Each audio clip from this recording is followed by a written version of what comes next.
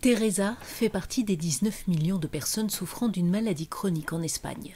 Son obésité morbide l'a contraint à un régime alimentaire strict.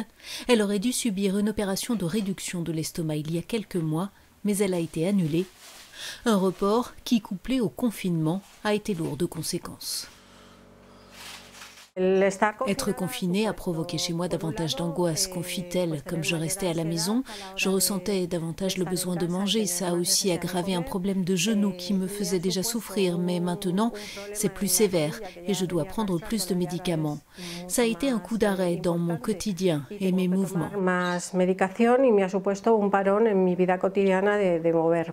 L'opération de Teresa ne sera sans doute pas reprogrammée avant 1 an, nous dit-elle, mais elle sait que l'urgence est ailleurs, aujourd'hui encore. Il y a des morts, et comme il y a des morts, on se dit qu'au lieu de ressasser les choses, il faut aller de l'avant. Et d'après moi, c'est ce qu'il faut faire.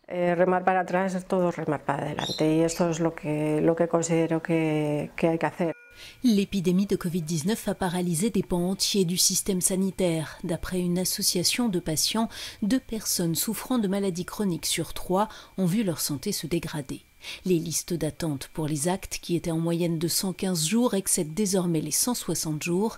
Difficile de réduire les délais, reconnaît ce médecin généraliste. Actuellement, il y a une priorité qui est d'essayer d'éviter les transmissions et pour cela, nous devons respecter les distances. C'est ce qui conditionne tout le reste. Pour le docteur Quevedo, il n'y a pas de solution miracle. Pour répondre plus rapidement et efficacement aux besoins des malades chroniques, il faudrait davantage de ressources. Le système espagnol de santé publique a été profondément affecté par la pandémie, conclut notre correspondant, et toutes les recommandations des experts, qu'il s'agisse de réduire les listes d'attente ou de faire un meilleur usage des technologies, impliquent davantage d'investissements publics dans un contexte de crise économique. Para Euronews.